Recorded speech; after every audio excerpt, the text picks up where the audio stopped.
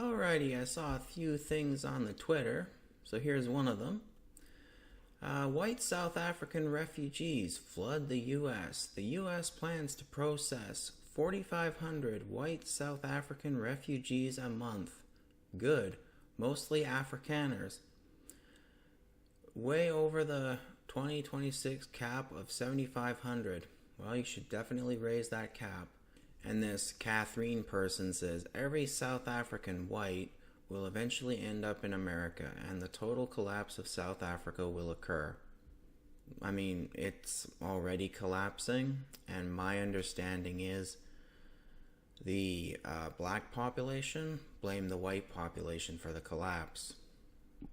I would kind of say it's the other way around, but okay. And white people are being targeted. Again, Trump talked about that. Moreover, the white farmers. So yeah, the white farmers should leave. And whatever happens, happens. Now the next articles are about Afghanistan and Pakistan, so here we go. Who would win? Happening now. Pakistan v. Afghanistan. Religion of peace? Yeah, I mean, Afghanistan is Muslim, Pakistan is Muslim, and now they're at each other's throats, warring. So much for the religion of peace, right?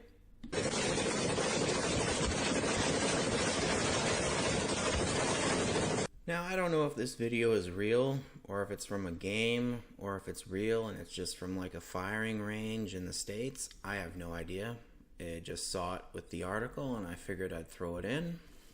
It's rare that you get to cheer for both sides in a war, but every now and then that time comes along. I wish Afghanistan and Pakistan the very best, etc. I don't know if I can say the rest. So, let me get this straight. Afghanistan recently got through a war, the Taliban, with the West, and now they're at war with Pakistan? Okay. Because, I always thought they were friends with each other. I guess I was wrong. So here's a question. Is Europe now going to get flooded with even more Afghanis and more Pakistanis? Probably. Here's another question. There are Afghans and Pakistans in Europe. Are they going to start fighting each other? And I come to that conclusion because when India and Pakistan were at each other's throats, you had Indians and Pakistanis in the UK fighting each other. Oh, and breaking. Afghanistan announces they will use self-yeeting bomber battalions. I don't think that will work the way the guy thinks it'll work, because self-yeeting people only work when they have the element of surprise. When both sides are pew-pewing at each other, there won't be the element of surprise. But then again, I could be wrong. Alrighty, next article. Greens are communists in an alliance with Islam. So apparently the Greens won somewhere in the UK and they had a huge Muslim support base. But anyway, this guy says, in 1979, witless female communists in Iran brought Khomeini to power, who then yeeted 30,000 witless communists.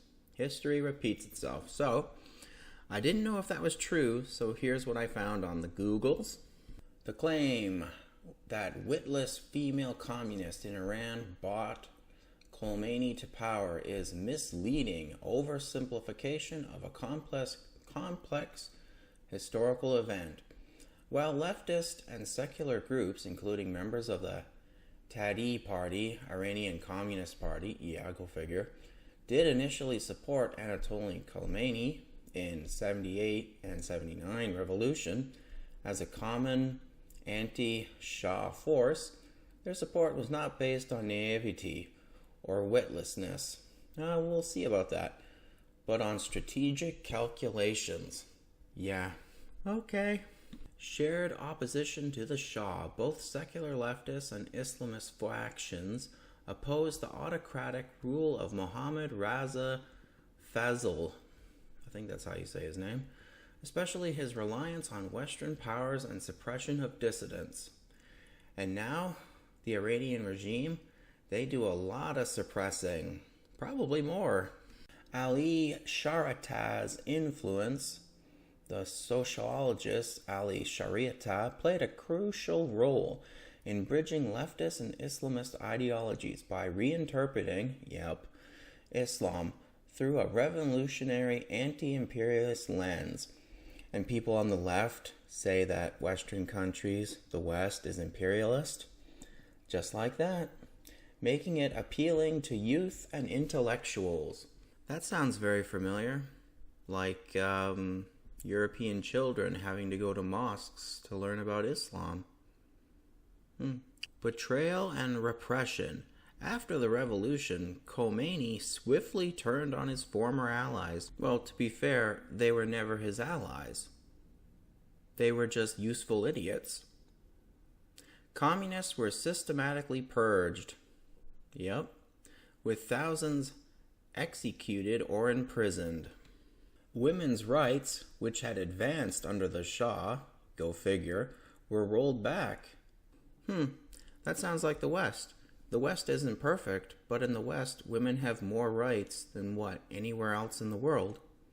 And yet, now, women are promoting Islam. So, how did that work out for women in Iran?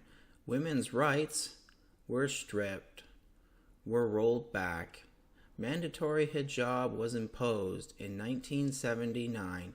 So, when I look at what's happening in the Western world with the left siding with Islam, it always makes me scratch my head because the left is pro-LGBT, pro-women's rights. I think we all know what Iran does to gay people, right? So how could they be so witless as to support Islam? In my opinion, it's diversity is a strength. They were told when they were in school that diversity is a strength, so they see Islam as part of this strength, quote unquote. At least that's my opinion. But they can't even be bothered to research Iran. Like in Iran, there's people who are fighting against Islamic tyranny, but leftists in the West are completely blind to it. It's just strange. In other words, they're making the exact same mistake that leftists and communists in Iran made.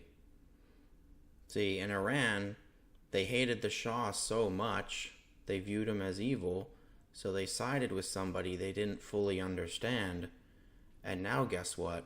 Now their descendants have to fight the organization that their parents propped up, basically.